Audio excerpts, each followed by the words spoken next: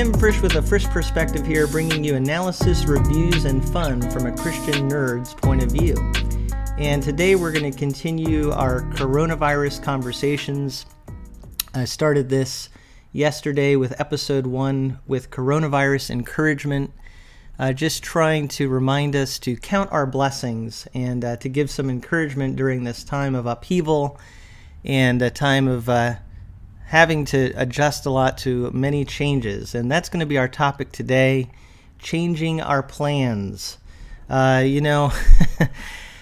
a lot of things that are going not according to plan right now. They're going very differently than what had been planned. I mean, last week, the NBA and the NHL and Major League Baseball changed their plans. I mean, we've got our professional sports changing their plans and postponing their seasons, and that's crazy.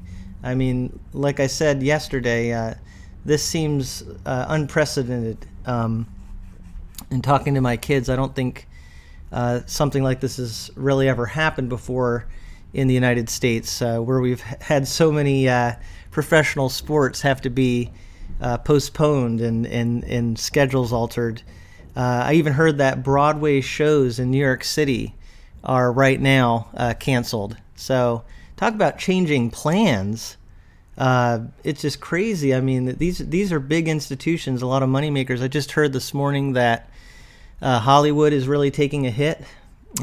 Theaters right now can't have their normal productions because people can't come into the movie theater where there's all these people. And I think the president announced maybe yesterday that we're supposed to try to avoid being in groups of more than 10 people. So we are all hunkered down, and a lot of plans are being changed. And that's one reason I'm doing these videos, is just because as we can't get out and do all the normal things that we typically do, we have some extra time. And that's my question for today, is what are you doing with the extra time that you have? What are you doing with this change of schedule to make use of your time? I'd love to hear from you in the comments how you're using the time. I'm using it to make videos like this. And so it's actually given me an opportunity in some ways to do some good things, to interact with you. I really loved yesterday putting that video out and getting feedback from people on what's been difficult for them. But today, I just want us to think about, how are we using our time as all of our plans are changing. And, we have to adjust, and that's not easy. My kids' school, they're not able to go to school, and so now they're having to work at home and try to get schoolwork and learning at home. Fortunately, I have a lot of daughters. I have 2 sons and 4 daughters, and the younger children are daughters, and so they're actually really good at being on top of things and having a schedule and wanting to care and teach each other. So we're kind of an ideal situation. I think if we had all boys, I'm generalizing, but I think that it might be a little harder to organize things at home right now. But fortunately, we have a lot of girls that are very good caretakers and are helping each other out and keeping the house productive. So that's a good thing.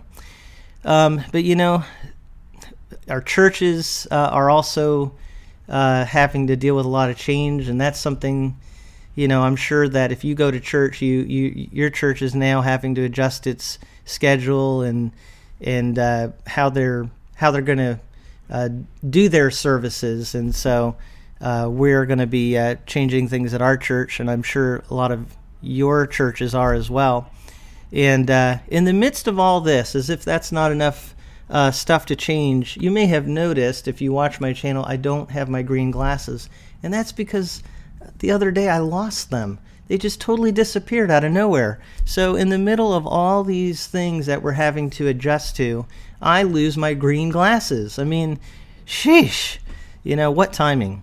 But that's really the least of concerns in the scheme of things. And the truth is, it's just hard because our our schedules are thrown off. I know someone mentioned that yesterday. That's one of the hardships for them, is just their routine and the schedule, and they have things they plan to get done, and now all of that's thrown off. Businesses are not able to conduct their business in the usual manner.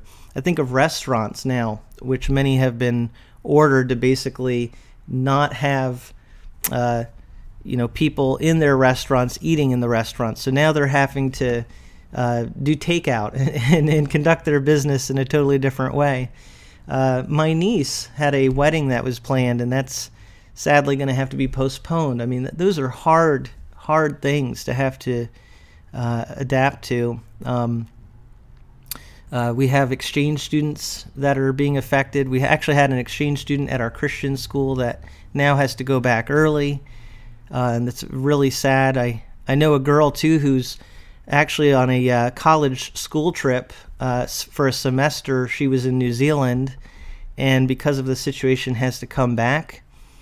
I was supposed to go to a conference next month, and that's all been thrown off because we can't meet in groups that are large. So it's just really, really a time of having to adjust, and I think that's hard for us.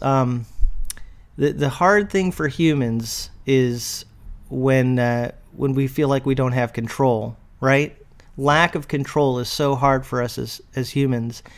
And with this particular situation with the virus, it's a good reminder that, even with something like this, we are trying to control the situation. Our government is doing its best, but I think the president said that it's really nobody has it under control, something like that. And that's because you can control chances of things happening to some extent, but you can't control outcomes. You could try to reduce the chance that this disease will spread quickly, but you really can't completely control that outcome. So we really don't have complete control over what will happen, and different countries are handling it in different ways. I think it's interesting how England is handling it differently than America. And I believe that England is actually allowing the disease to they would prefer that it spread among the younger population and build kind of like a herd immunity, but they want to protect those who are more vulnerable. That makes sense, but in America, we're just trying to completely prevent the spread of the coronavirus.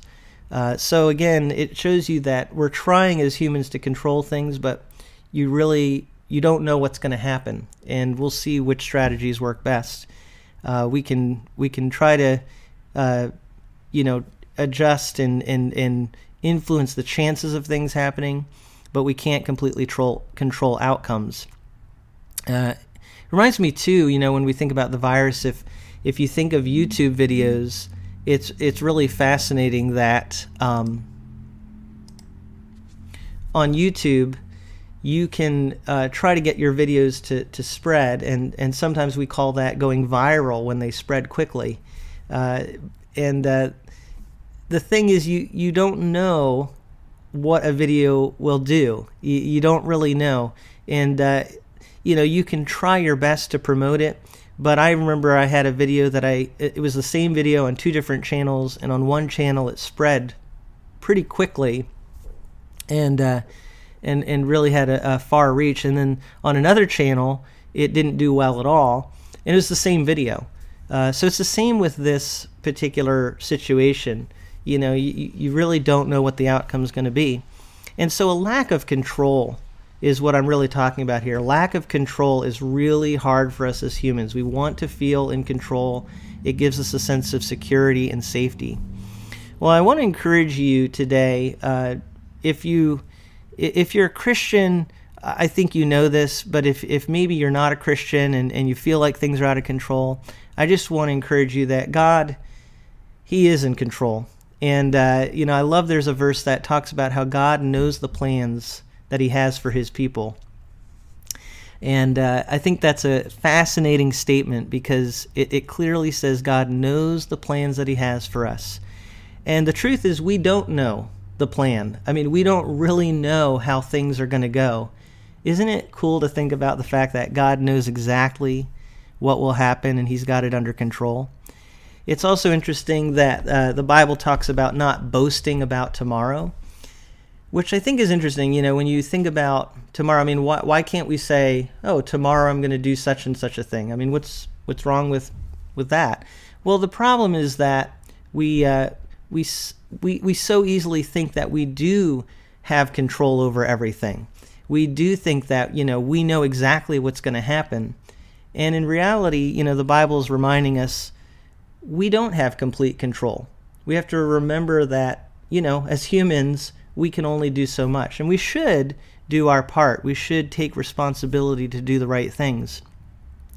But ultimately, we have to trust God because he's the one who has control over things, not us. And I love a verse in Proverbs that says, a man's heart plans his way, but the Lord directs his steps. I think the idea of that verse is that, you know, humans, we have our plans, we think we know what we're going to do, but it's really God who's directing everything. And so, again, it's just a reminder of what I said. We can control chances to some degree, but we cannot control outcomes. That's really in God's hands. So I hope that you'll be thinking about that in this time, and, you know, just trust God with everything. It's hard to adjust our plans, and again, I'd love to hear how you're changing your schedule, what you're doing to make good use of the time. I'm thinking about churches right now and the changes that they're having to make, and a lot of them are doing online teaching, which is fantastic. I noticed, though, that the Babylon Bee has an article, and it says that churches are switching to remote drone delivery for communion. Now, that is something our church has not considered yet, but wow, what a great idea that not only can you deliver your messages through online venues, but you can also send people communion, and we could take communion together even though we're quarantined. So what a great idea. Our church hasn't done that yet, but we are going to be doing our message online this week, and I'm sure a lot of your churches are going to do the same. Hey, I know this is a lot to adjust to. For some of us, that's really hard because we're very scheduled people. Others of us, we're more off the cuff anyway. I got to be honest, I'm a little in between. I'm not a huge scheduler, so the change of plans is not as hard for me as it is for some people. You know, I'm a little bit more off the cuff anyway about things. I don't always plan super far ahead, so that's not, you know, incredibly hard for me.